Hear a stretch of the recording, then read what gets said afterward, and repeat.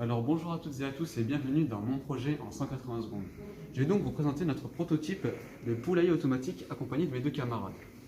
Commençons donc par ma partie qui était de gérer la distribution de nourriture et d'eau. Commençons par la nourriture.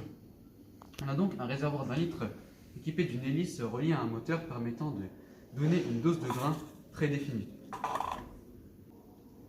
Passons ensuite à la distribution d'eau. On a donc une gourde faisant office de réservoir reliée à une pompe elle-même reliée à un gobelet nous permettant de garder l'eau. On a ensuite un capteur à l'intérieur de ce gobelet nous permettant de gérer le niveau de l'eau. C'est donc tout pour la partie nourriture. Je vais donc laisser mon camarade continuer la suite pour la partie porte automatique.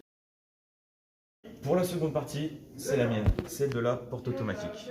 Alors son fonctionnement, on a ici un moteur éjecteur connecté à une crémaillère, ce qui nous permet l'ouverture et la fermeture de la porte à notre guise. On a ensuite un capteur de présence ici, qui nous permet d'éviter de blesser une poule lors de l'ouverture et de la fermeture lorsqu'elle souhaiterait passer. Tout ce système est contrôlé à partir de notre application qui fonctionne en Bluetooth, qui vous sera présentée prochainement.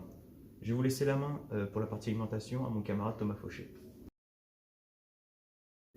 En ce qui concerne la partie qui était de gérer l'alimentation, notre système est équipé d'un panneau solaire de 10 watts qui permet d'alimenter le système quand il y a du soleil et de recharger la batterie lorsqu'il y a du soleil en même temps. Quand il n'y a pas de soleil, notre batterie fournit l'énergie nécessaire à notre système quand, par exemple, il y a des nuages ou quand il fait nuit, etc. Pour finir, je vais vous présenter comment fonctionne notre système à partir de notre application sur notre téléphone, relié en Bluetooth avec notre composant Bluetooth qui permet la liaison entre le téléphone et le système. Comme vous pouvez le voir sur notre application, l'application est constituée de deux modes, un mode auto et un mode manuel. Le mode manuel permet les vérifications de nos composants, par exemple l'eau,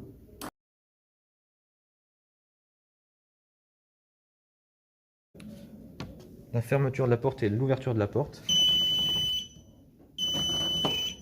et bien sûr pour voir si le moteur du grain fonctionne bien.